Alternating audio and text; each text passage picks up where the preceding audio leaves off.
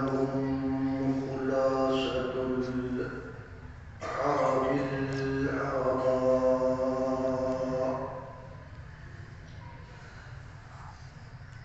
وخير الخلائق بعد الأنبياء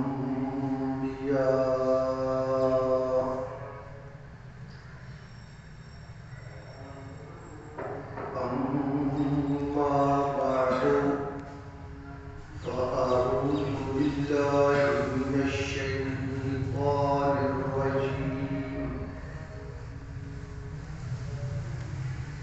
بسم الله الرحمن الرحيم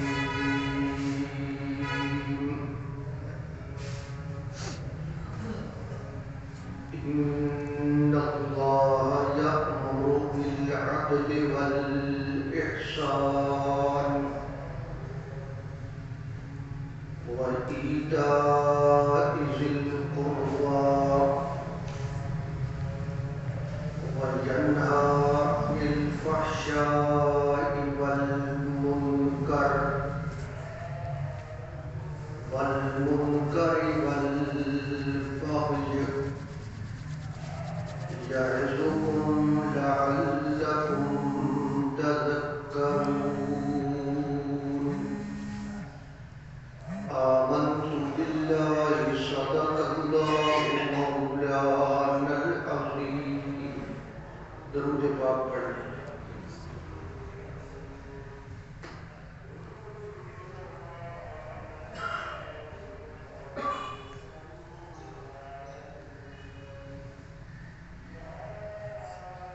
بحمد اللہ بفضل اللہ آپ حضرات کی خدمت عالیہ میں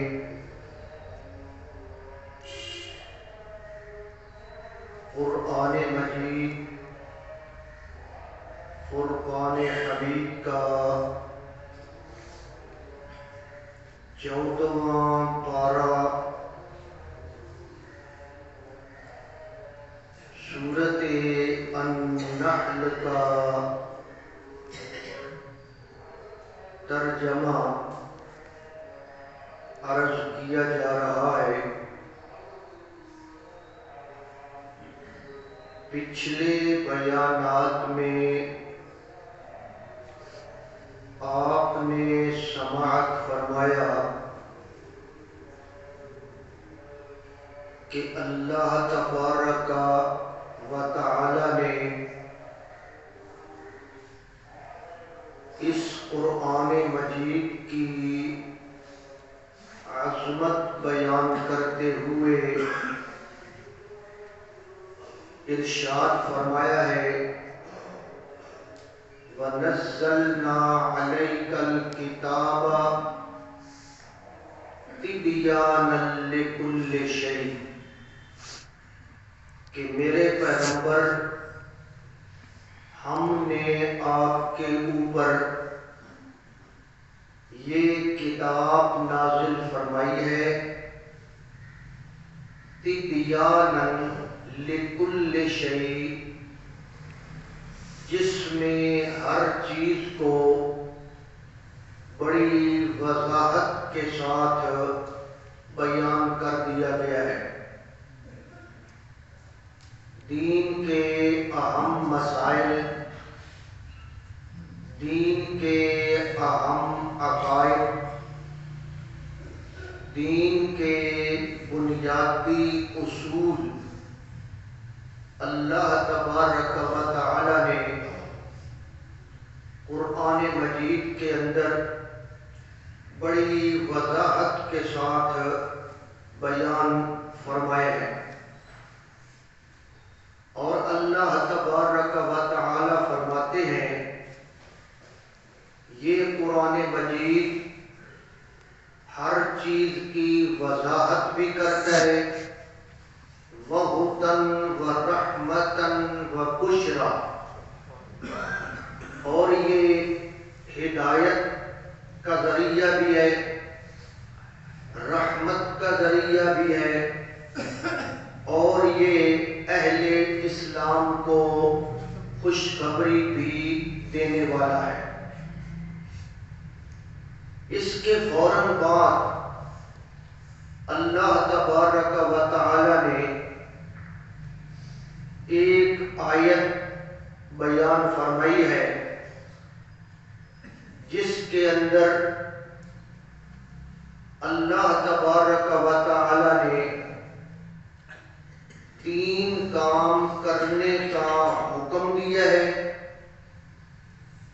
اور 3 کاموں سے اللہ نے منع فرمایا ہے۔ اور اگر ان 6 چیزوں پر غور کیا جائے تو گویا کہ پورے اسلام کا خلاصہ اللہ تبارک و تعالی نے ان 2 لائنوں میں بیان فرما دیا ہے،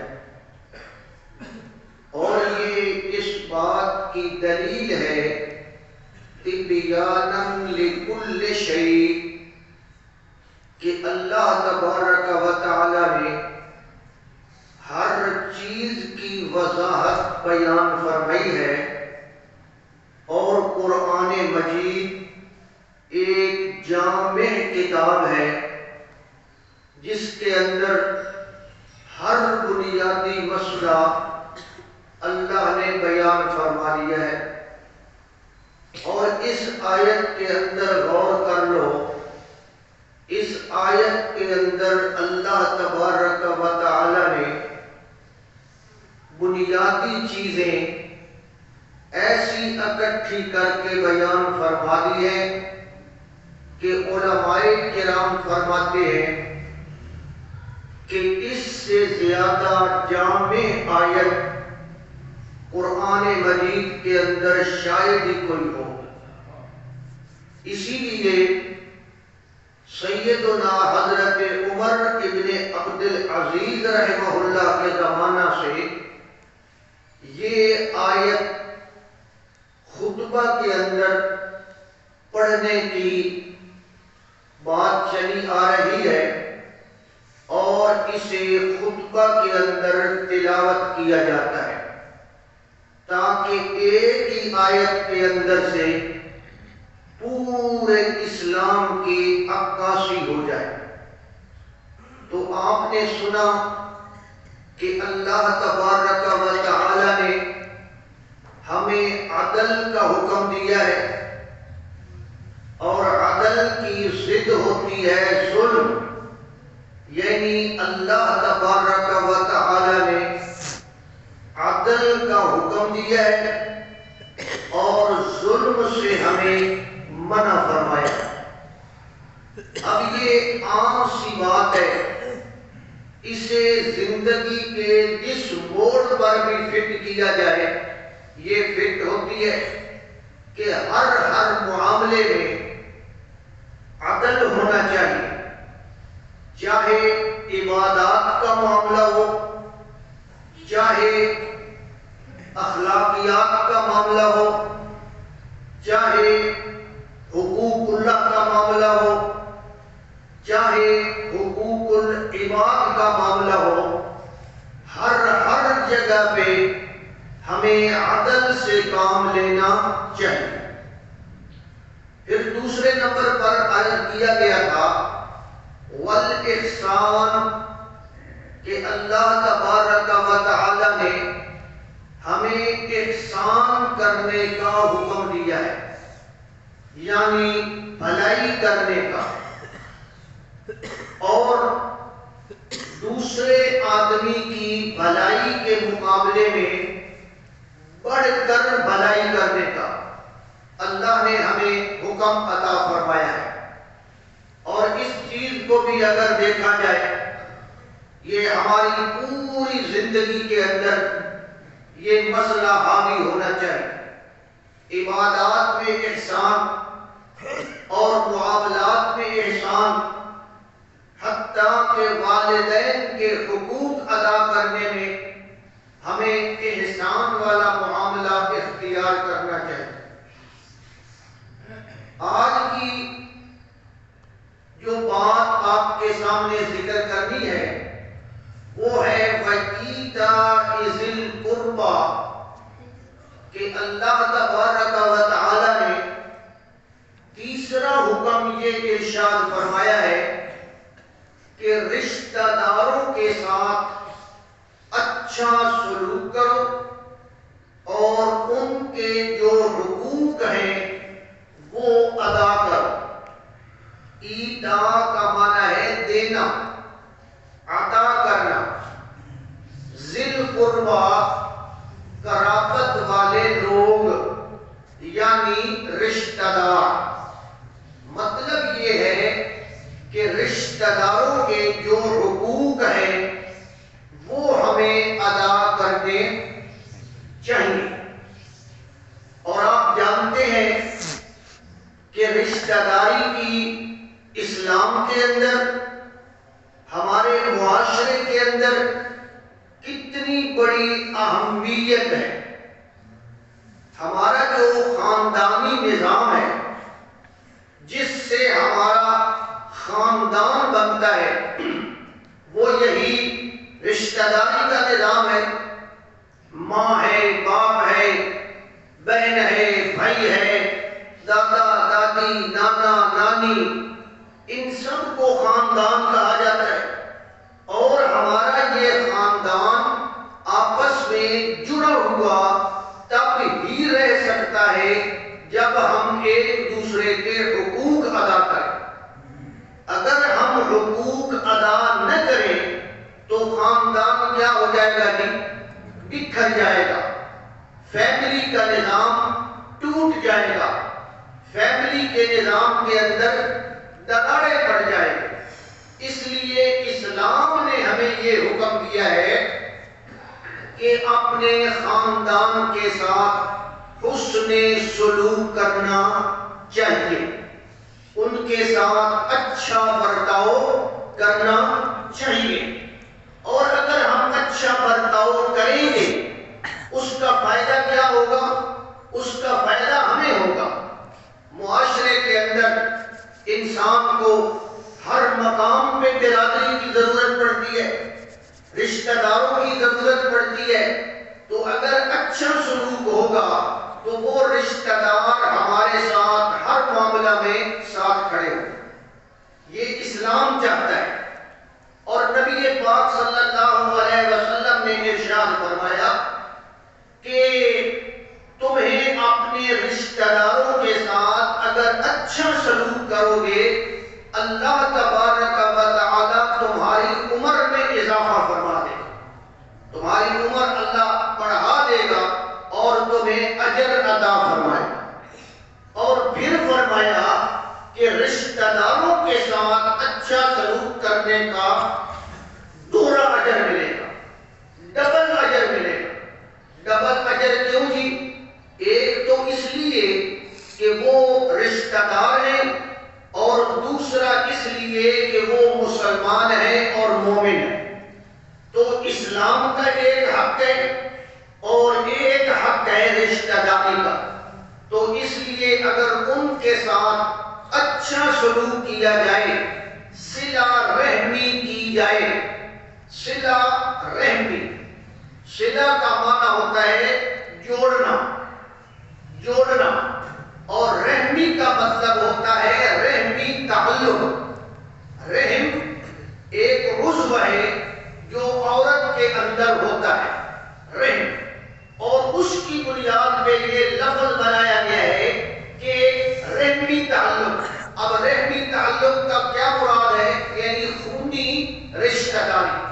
تو جن رشتہ داروں کے ساتھ ہماری خونی رشتہ داری ہے، رحمی تعلق ہے، ان کے ساتھ ہمیں جوڑ پیدا کرنا چاہیے، ان کے ساتھ تعلق قائم کرنا چاہیے، قطع رحمی نہیں کرنی چاہیے۔ ایک ہے صلہ رحمی اور ایک ہے قطع رحمی۔ صلہ رحمی کا مطلب ہے رحمی تعلقات کو جوڑنا، اور قطع رحمی کا مطلب ہے رحمی تعلقات اور رشتہ داری کو توڑنا۔ تو اللہ تبارک و تعالی نے یہ ہمارے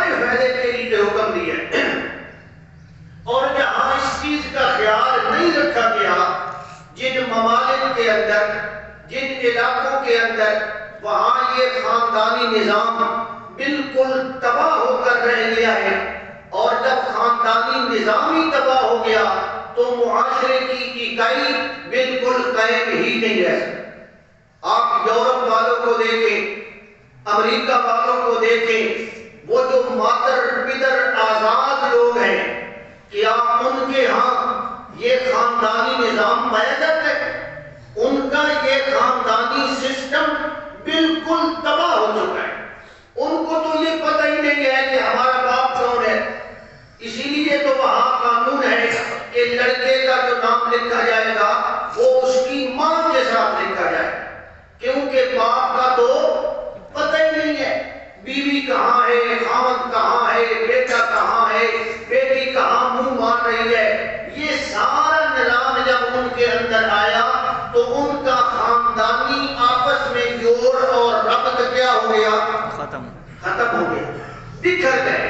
اور جب یہ پہلی اکائی بکھر جائے گی، خاندانی نظام بکھر جائے گا، تو معاشرے کے اندر اتفاق قائم رہ سکتا ہے، معاشرہ جڑ سکتا ہے۔ تو یہ اسلام کی مہربانی ہے کہ اسلام نے ہمیں اس چیز کی طرف توجہ دلائی اور رشتہ داروں کے حقوق بیان فرمائے اور وراثت کے مسائل بیان فرمائے اور ماں باپ کے ساتھ حسن سلوک کرنے کے ارشادات اللہ کے اس دین میں ارشاد فرمائے گئے۔ تو یہ اسلام کا ہمارے اوپر بہت بڑا احسان ہے۔ آپ تو یہاں بیٹھے ہیں نا، اگر آپ جائیں ان ممالک کے اندر جہاں اس چیز کا لحاظ نہیں رکھا جاتا، وہاں بالکل ابتری اور تباہی ہے۔ بیٹی گھر سے نکلی ہے، آئے نہ آئے باپ اس کو پوچھ نہیں سکتا۔ بیوی اپنے خاوند کو چھوڑ کر کسی اور کی طرف منہ مار رہی ہے، خاوند اس کو پوچھ نہیں سکتا جناب۔ اور جناب ہمارے ایک دوست ہیں، انہوں نے ہمیں بتایا کہ اس ملک کے اندر میاں بیوی کی لڑائی ہو گئی۔ اب جناب بیوی نے شکایت کر دی کہ میرا میاں جو ہے یہ میرے ساتھ جناب لڑتا ہے، بڑھتا ہے، یہ کرتا ہے۔ اب گورنمنٹ نے میاں پر پابندی لگا دی کہ تو جناب اس کے گھر داخل نہیں ہو سکتا۔ اب وہاں انہوں نے اس کے دروازے پہ کیمرے لگا دیے کہ اس کا خاوند اس عورت کے گھر میں داخل نہیں ہو سکتا، باقی جتنے مرد ہیں وہ داخل ہو رہے ہیں، جا رہے ہیں، کوئی اعتراض نہیں ہے۔ ایمانداری سے بتائیے یہ صحیح ہو رہا؟ غیر مردوں پر کوئی پابندی نہیں ہے کہ کیوں عورت راضی ہے اور خاوند کے اوپر عورت ناراض ہے، اس لیے کیمرے لگے ہوئے ہیں، جو ہی یہ آئے گا فوری طور پہ پولیس اس کو گرفتار کر لے۔ تو یہ خاندانی نظام، خاندانی سیٹ اپ تب برقرار رہ سکتا ہے جب خاندان آپس میں جڑا ہوا ہو، اور خاندان آپس میں تب جڑ سکتا ہے جب ایک دوسرے کے حقوق کو ادا کیا جائے۔ اگر حقوق ادا نہ کیے جائیں تو پھر یہ خاندان اکٹھا رہ سکتا۔ اس لیے اللہ تبارک و تعالی نے ارشاد فرمایا، ان اللہ یأمر بالعدل والاحسان وایتاء ذی القربی۔ اللہ تعالیٰ تمہیں حکم دیتا ہے کہ تم اپنے رشتہ داروں کے ساتھ اچھا سلوک کرو، ان کے حقوق ادا کرو۔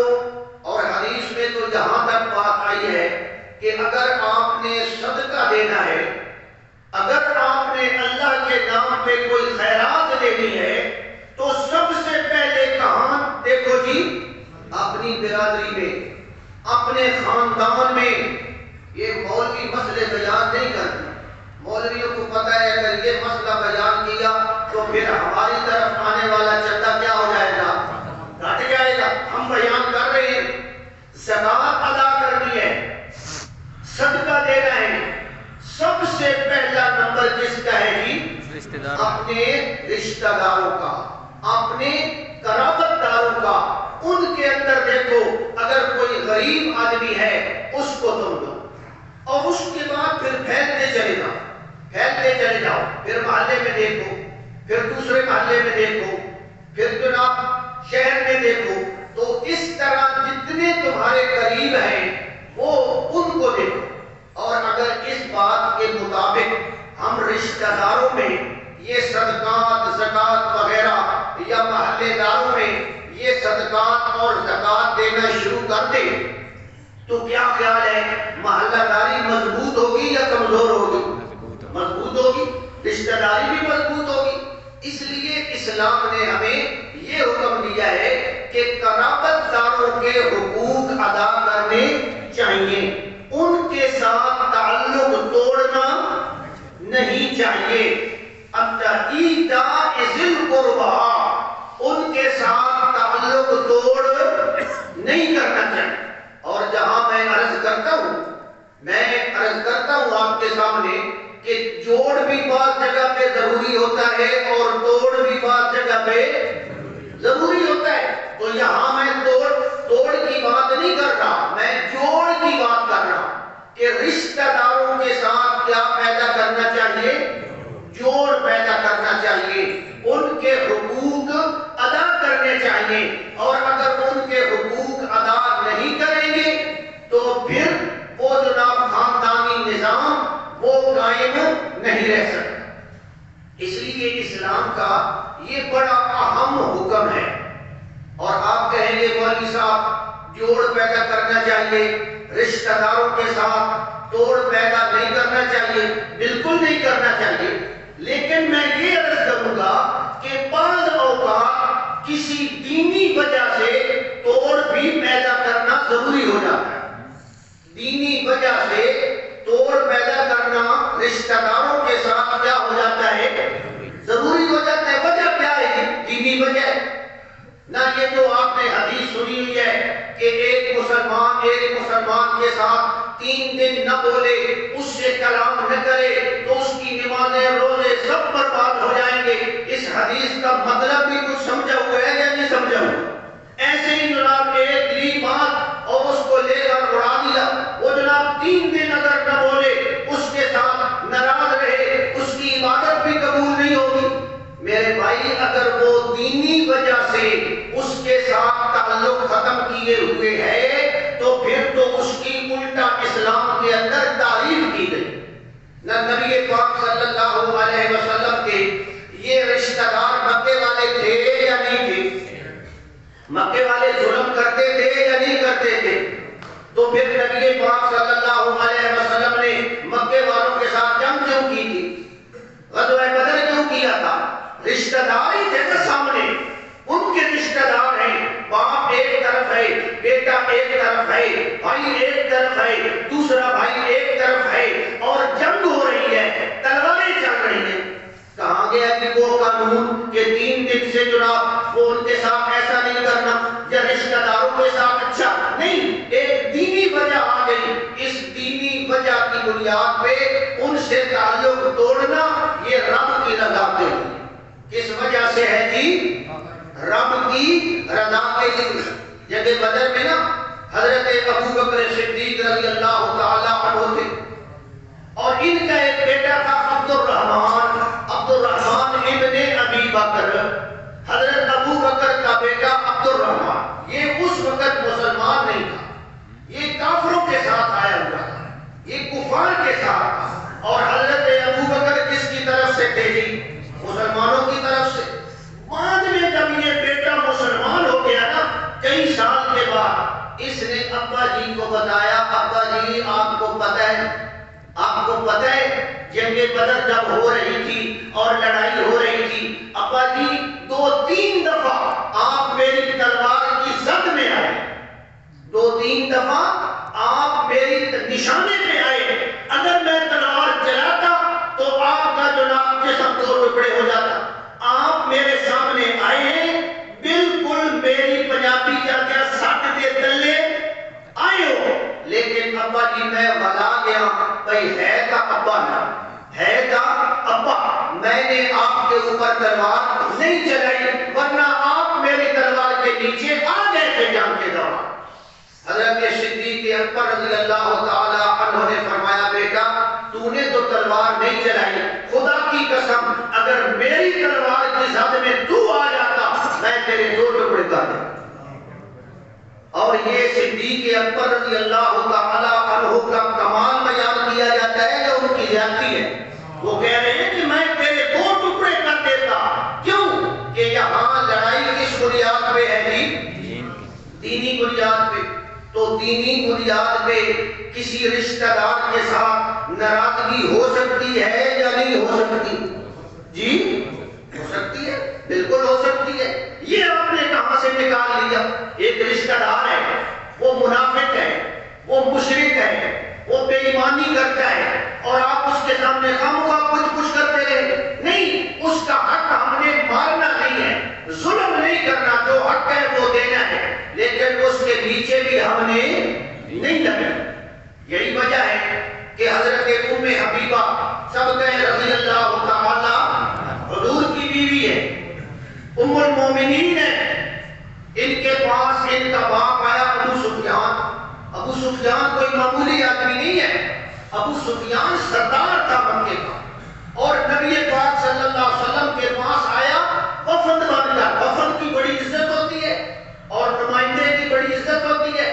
آیا نا تو مدینہ منورہ میں جب آیا تو اس نے کہا چلو میں اپنی بیٹی کو بھی مل لیتا ہوں. اب میں آیا جو ہوں تو میری بیٹی ہے، میں اس سے ملاقات کرتا ہوں. تو جب یہ ملاقات کرنے کے لیے گھر کے اندر داخل ہوا نا، حضرت ام حبیبہ رضی اللہ تعالی عنہا نے فوری طور پہ کمرے کے اندر جو بستر تھا، بستر کیا تھا جی؟ چمڑے کا ایک یعنی بچھونا تھا، دری تھی، وہ پڑی ہوئی تھی، اللہ کے نبی اس پر بیٹھا کرتے تھے. انہوں نے فوری طور پہ وہ چمڑے کی دری لپیٹ کرنا اوپر رکھ دی. اب باپ دیکھتا چلا آ رہا ہے کہ میری بیٹی یہ کر رہی ہے.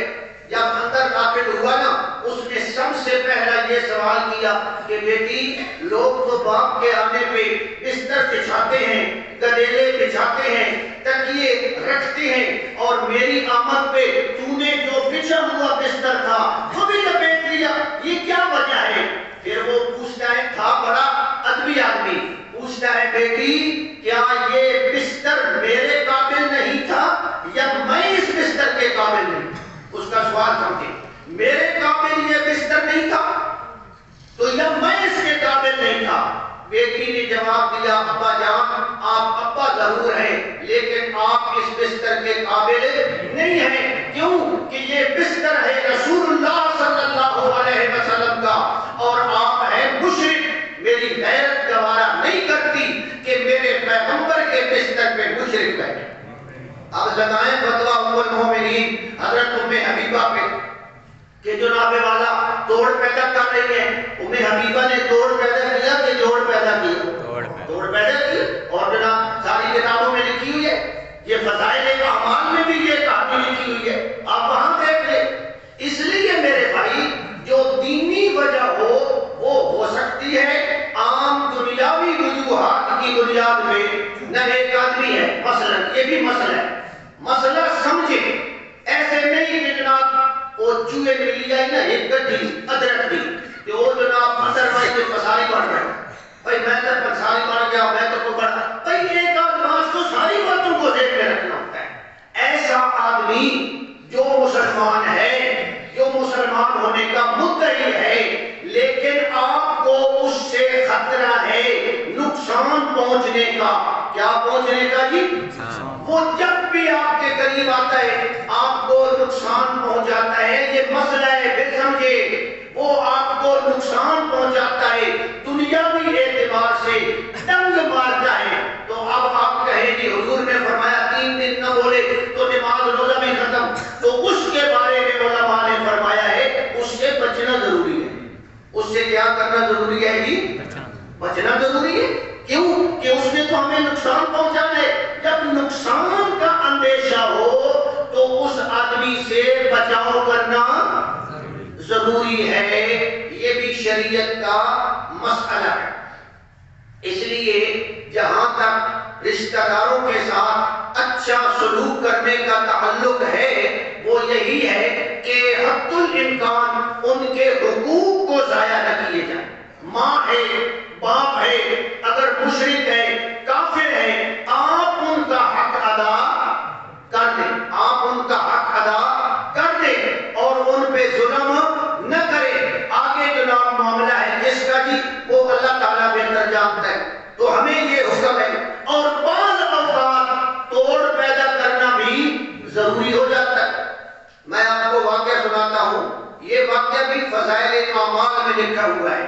حضرت شیخ الحدیث مولانا محمد زکریا رحمہ اللہ نے لکھا ہے کہ عبداللہ ابن عمر حضرت عمر رضی اللہ تعالیٰ عنہ کے بیٹے تھے۔ عبداللہ ابن عمر کا ایک بیٹا تھا۔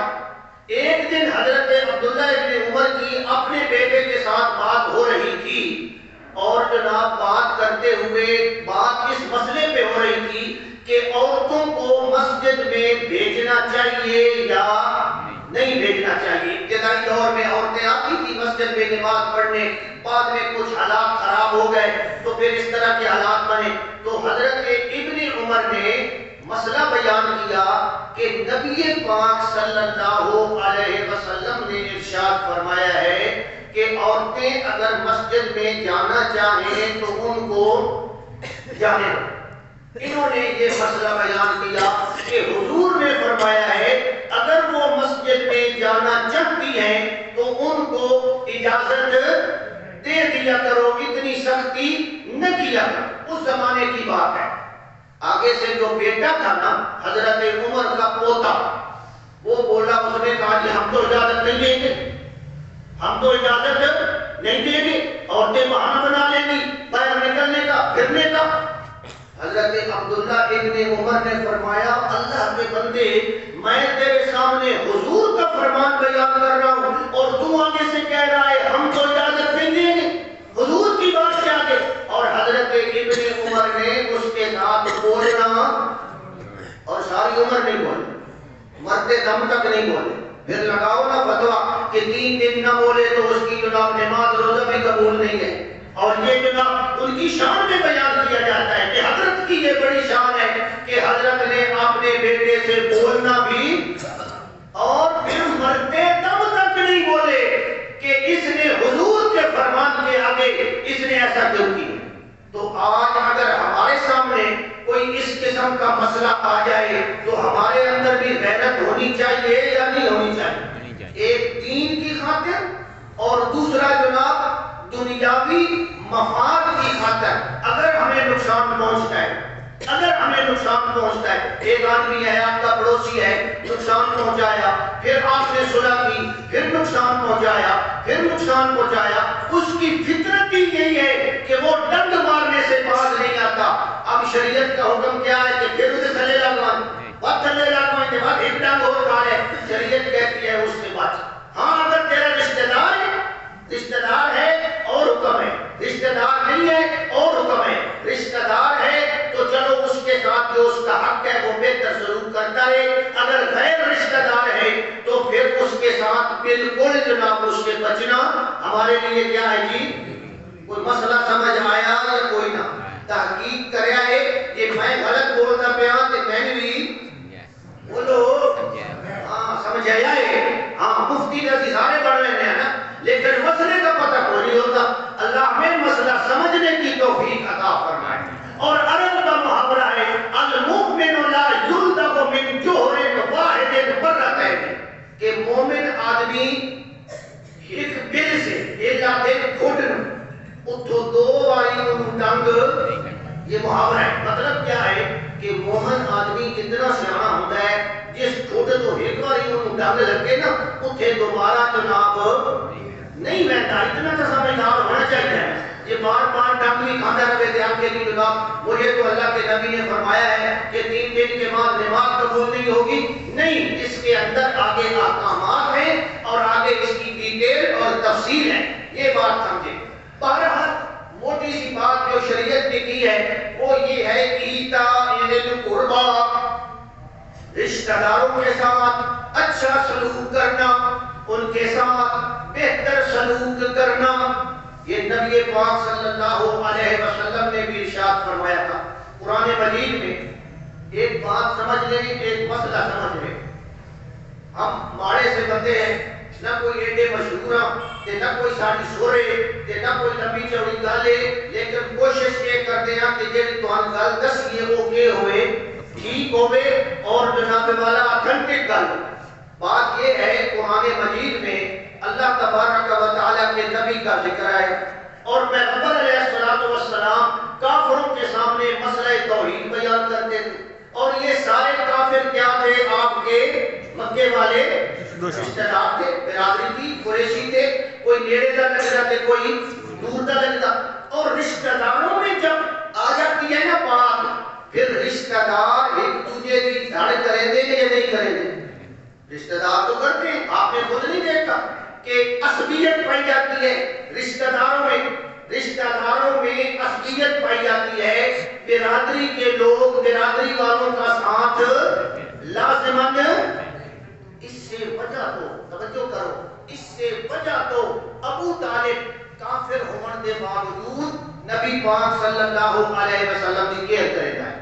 وہ کیوں کیئر کرے گا؟ یہ میرا بدری ہے بس، یہ خاندانی رشتہ داری کی بنیاد پہ، ورنہ ایمان تو اس نے قبول ہی نہیں کیا.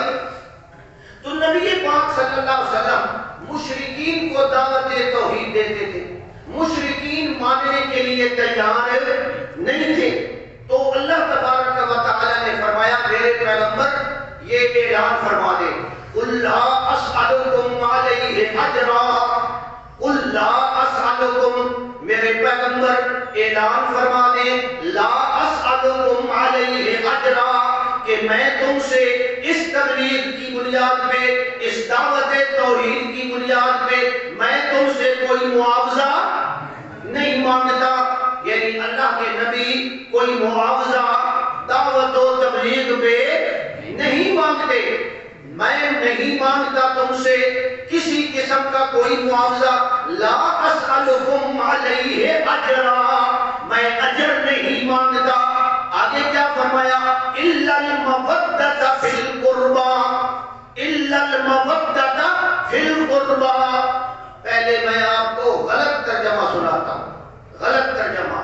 بعض لوگوں نے یہ ترجمہ کیا کہ اس کا مطلب یہ ہے کہ اللہ کے نبی یہ فرما رہے ہیں کہ میں تم سے تبلیغ پر کوئی معاوضہ نہیں مانگتا.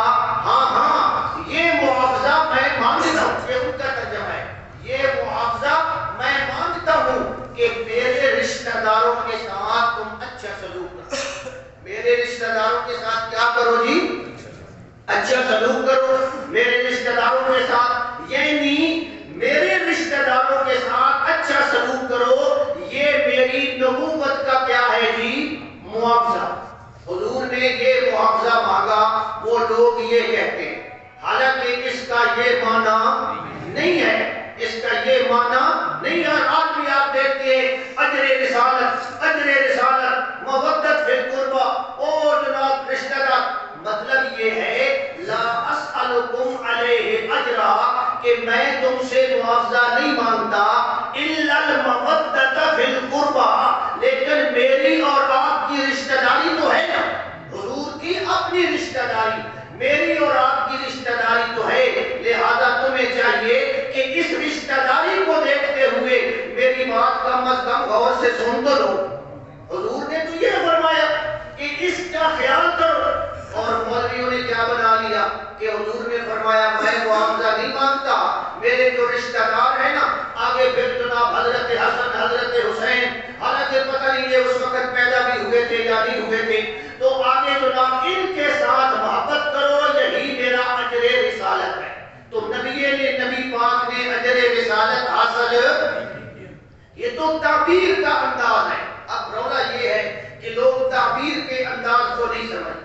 یہ انداز تعبیر ہے، انداز تعبیر ہے کہ بھائی میں تم سے کچھ نہیں مانگتا، کوئی پیسے نہیں مانگتا، کوئی معاوضہ نہیں مانگتا، لیکن کم از کم تو اتنا کا خیال کرنا چاہیے میں تھوڑا لگتا کہاں، رشتہ دار کہاں، برادری کا بندہ کہاں نا. چلو یار برادری کا خیال کر کے تسی میرے نال اچھا سلوک کرو اور کم از کم میری گل تو سنو. یہ اللہ کے نبی فرمانا چاہتے ہیں. اور جناب مولویوں نے کہاں جا کر بات لگائی کہ اللہ کے نبی فرما رہے ہیں کہ اس کا اجر یہ ہے کہ میرے رشتہ داروں کے ساتھ محبت کرو. اور جناب حالانکہ یہاں لفظ ہے الا المودۃ فی القربى، قربہ کا معنی ہے رشتہ داری، رشتہ دار. اس کا معنی رشتہ دار ہوتے ہیں ذی القربى. یہ جو لفظ ہے ایتاء ذی القربى، کہ قرابت والے. قرابت اور چیز ہے،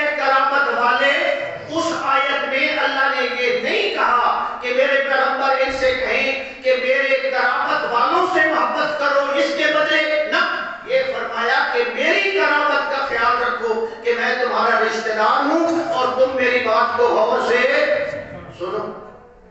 اور یہ جناب والا مغالطہ لگتا ہے، ویسے اہل سنت علماء کو تو یہ مغالطہ کم ہی لگتا ہے. کچھ علماء ایسے ہوتے ہیں جو تھوڑا سا نا روافض کو خوش کرنے کے لیے، تو ان کو بھی یہ مغالطہ لگا. عالمی مبلغ صاحب کو بھی یہ مغالطہ لگا. اور بالکل ہم کہتے ہیں غلط نہ، جو غلط ماں تو غلط کہنی چاہیے، کہنی چاہیے. یہ تو اللہ یہ کہہ رہا ہے وَيَنْهَى عَنِ الْمُنْكَرِ. اس لیے یہ بات سمجھیں کہ نبی پاک صلی اللہ علیہ وسلم نے اپنی دعوت پر، اپنی رسالت پر کوئی معاوضہ کسی سے طلب نہیں کیا. یہ انداز ہے کہ بھائی میں کچھ نہیں مانگتا، ہاں تمہیں کم از کم رشتہ داری کا خیال تو کرنا چاہیے. تو ایک تعبیر کا انداز ہوتا ہے.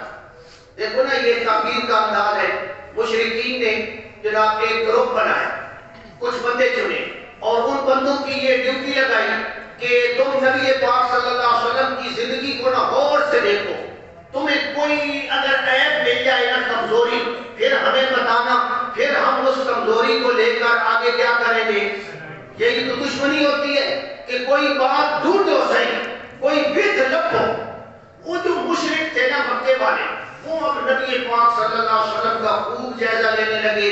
یہ اٹھتا کس وقت ہے، بیٹھتا کس وقت ہے، کھانا کیا کھاتا ہے، تجارت کہاں کرتا ہے، کیا کرتا ہے، سارا بڑا ڈیپلی انہوں نے جناب حضور کو چیک کرنا شروع کر دیا کہ کئی کمزوری، کئی بت لبے ایسی کہ جیسا پھر وہ ڈھول ماتسا. بہرحال مہینہ گزر گیا، انہاں وڈیرے پوچھا دسو بھائی کوئی گل نہ دی. انہاں کہا جی حالے کوئی نہیں. پھر بھائی غور کرو، کوئی کمزوری تو لگو نہ. اللہ معافی دے ساڑھے دوارے مگر کوئی لگ بنجے کا مولوی دی کمزوری لگو تے وہ تو جناب والا جگہ تک مل رہے. ہم تو معصوم تو نہیں ہے، اللہ کے نبی تو معصوم تھے. مہینہ گزر گیا، ہاں بھائی بتاؤ. انہوں نے کہا جی ابھی تک کوئی نہیں ملی. نہ کہ یار دسو ہی صحیح، کوئی ساتھ کوئی رپورٹ بھی پیش کرو اپنی. اب جناب جب کافی عرصہ گزر گیا نا، اب وڈیروں نے پوچھا کہ رپورٹ کیا ہے بھائی بتاؤ. انہوں نے کہا کہ ایک عیب لگ ہے، ایک عیب. اب یہ تعبیر کا انداز ہے. لا عیب فیہ سوا اللہ شبیہ لہ فی الخلق والحسن والالطاف والشیمی.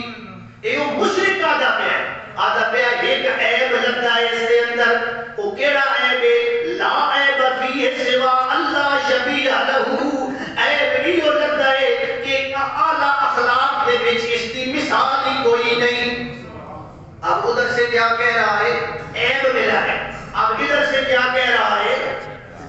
میں آکھاں بھائی میرے بچ یہ بڑا میرا گناہ ہے کہ میں مسئلہ حق کا تھا مرے گا، تو یہ میرا گناہ.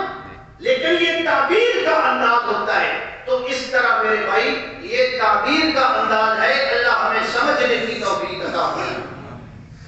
وَيَنْهَى عَنِ الْفَحْشَاءِ. اور اللہ تبارک و تعالی تمہیں منع کرتا ہے بے حیائی کے کاموں سے، بے حیائی سے بچنا. فحشاء عربی زبان میں ہر اس برائی کو کہتے ہیں، زنا کو بھی کہتے ہیں. یہ نہیں کہ زنا کو نہیں کہتے، ہر اس بے برے کام کو کہتے ہیں جس کی برائی جلی ہو، جس کی برائی واضح ہو، اس کو کیا کہتے ہیں؟ فحشاء. یعنی واضح برا کام، جو غلط کام ہے، واضح غلط کام ہے. تو اللہ تبارک و تعالی نے ہمیں فرمایا وَيَنْهَى عَنِ الْفَحْشَاءِ. اور اللہ تعالی منع کرتا ہے، امر کے ساتھ منع بھی ہونی چاہیے یا نہیں ہونی چاہیے. یہ قرآن ہمیں بتا رہا ہے. اگر ترے گلا تو اللہ نے امر کیتا ہے، حکم دیتا ہے کہ اللہ نے نالی منع بھی. جو نیکی کا حکم ہوتا ہے اس کو کہتے ہیں امر بالمعروف، نیکی کا حکم. اور جو برائی سے منع کیا جاتا ہے وہ کیا ہوتا ہے جی؟ وہ نہی عن المنکر. وَيَنْهَى. اور اللہ تعالی منع کرتا ہے اور اللہ تعالی تمہیں روکتا ہے عن الفحشاء، بے حیائی سے. بے حیائی سے یعنی معاشرے کے اندر بے حیائی نہیں پھیلنی چاہیے. زنا کی طرف جو راستے جاتے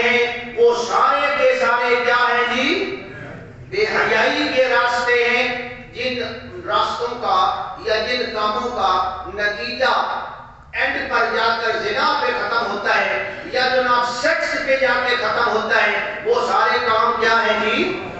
وہ فحشا، وہ منکر ہے۔ تو یہاں میں جناب اس کے اندر ساری چیزیں آ گئی، حتیٰ کہ اس کے اندر بے پردگی بھی آ گئی۔ یہ بے پردہ رہنا عورتوں کا اور پردہ نہ کرنا اور جناب اس طرح کھلے عام گھومنا پھرنا، کیا یہ بے حیائی نہیں ہے؟ تسی انہاں کو پوچھو نا، وہ تو اللہ سن تو بیٹھ بیٹھی تو بیٹھا کیوں پہ تو بیٹھ ہی ہے، ہاں وہ تو اللہ کی تو مولوی صاحب تسی تو بیٹھے کیوں پہ تو بیٹھ دی کیا کر بھائی؟ اللہ نے پابندی لگائی ہے، اللہ نے تمہارے اوپر پابندی لگائی ہے، ہاں۔ اور جناب نہ تو سا گوشت خریدے مرغے والی دکان تو آدھا کلو گوشت خریدے اور گوشت کو ڈھکنا تمہاری ذمہ داری ہے یا پہلے ہلتے والی یہ پابندی لے سو؟ ہلتی تو فطرت ہے، اس پہ جھاٹ مارنی۔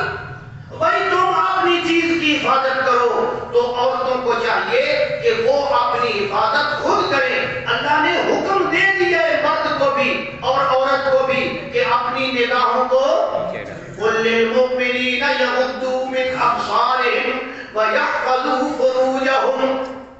حضرت عمر رضی اللہ تعالیٰ عنہ کے زمانے میں بہت بڑی فوج تھی مسلمانوں کی۔ اب کافروں نے کہا کہ یار ایک مسلمان کے انتہائی ساڑھے قابو توجہ کریا ہے، انہاں آخرہ بہین کرو انہاں مسلمانوں کا لشکر اتھو گزر رہے اور اتھے نا اپنی زنانیاں سونیاں سونیاں انہاں چھپے چوا کے شیاں دے فروٹ دے خریداری کرن دے سونیاں سونیاں زنانیاں انہاں دے لشکر دے بیچ گھلو دکانداری کرتے باسن تے کوئی نہ کوئی بندہ تے غلطی بیچ بس میں اب پھنسانے کے لیے انہوں نے کہا کوئی بندہ تو پھنسے گا۔ اب جناب جہاں سے لشکر گزر رہا تھا او دکانیں ٹھیے اور بڑی بڑی خوبصورت عورتیں اور پھر اوپر لڑکیاں ان دکانوں پہ کام کرنے والی بڑی جناب اٹریکٹیو قسم کی جناب وہ صورتحال جناب انہوں نے بنائی۔ حضرت عمر رضی اللہ تعالی عنہ کو پتہ چلا کہ یہ صورتحال ہے، اب ہزاروں کا لشکر ہے، کس کس کو بندہ سمجھائے جناب؟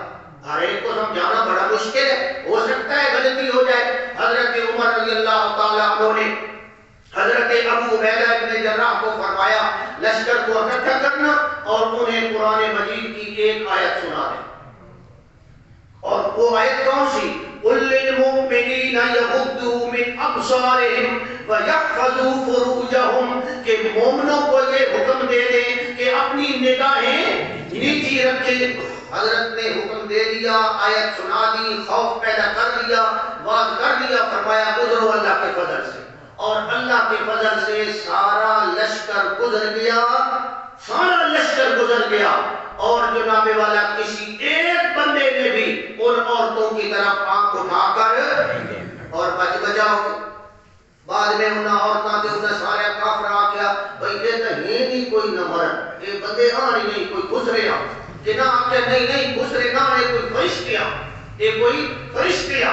تو اس لیے میرے بھائی مرد کی بھی ذمہ داری ہے کہ وہ اپنی نگاہوں کو نیچا رکھے اور عورت کی بھی ذمہ داری ہے کہ وہ اپنے آپ کے پردے میں رہے، اپنے آپ کو محفوظ رکھے۔ نہ جو قیمتی چیز ہوتی ہے وہ ہم پردے میں رکھتے ہیں جی، قیمتی چیز ایسا سارا لوہا تمہارے گھر ہے انجے رلتا بتاؤ سے، لیکن اتنا سارا سونا تمہارے گھر ہے وہ کتنے پہ ہے؟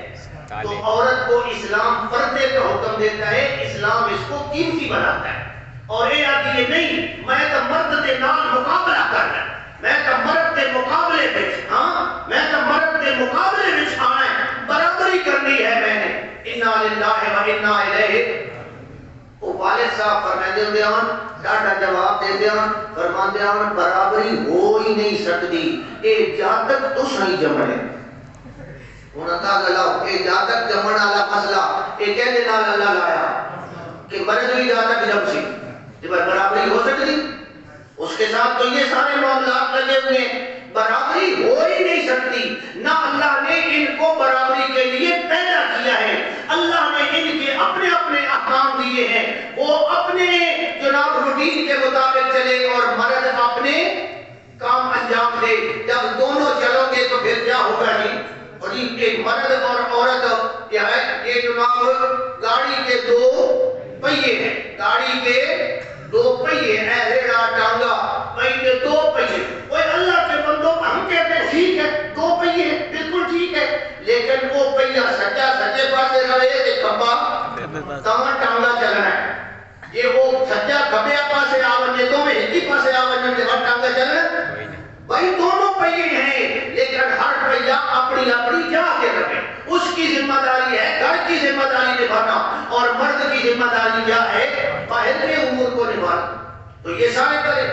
حضور نے فرمایا ربا کاسیات عاریات، ربا کاسیات عاریات، بہت ساری عورتیں ایسی ہوں گی کاسیات جنہوں نے کپڑے پہنے ہوئے ہوں گے.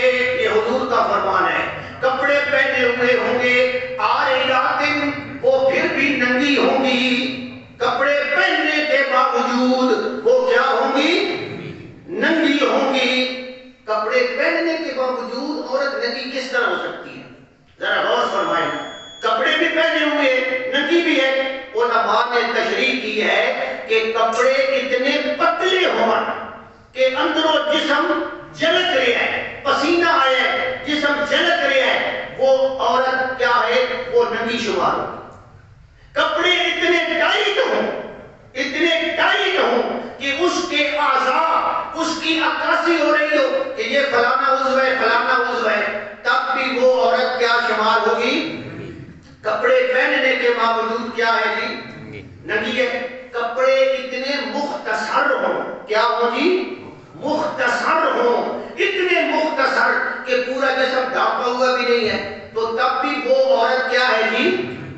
وہ ننگی ہے. اب آپ دیکھ لیں جناب عورتوں کا لباس دیکھ لیں، یہ خوشاب کی بات نہیں ہے، پوری دنیا پہ جب نظر کرنی ہے نا، پوری دنیا پہ نظر عورتوں کا کیا لباس ہے جناب، کیا لباس انہوں نے پہنا ہوا ہے.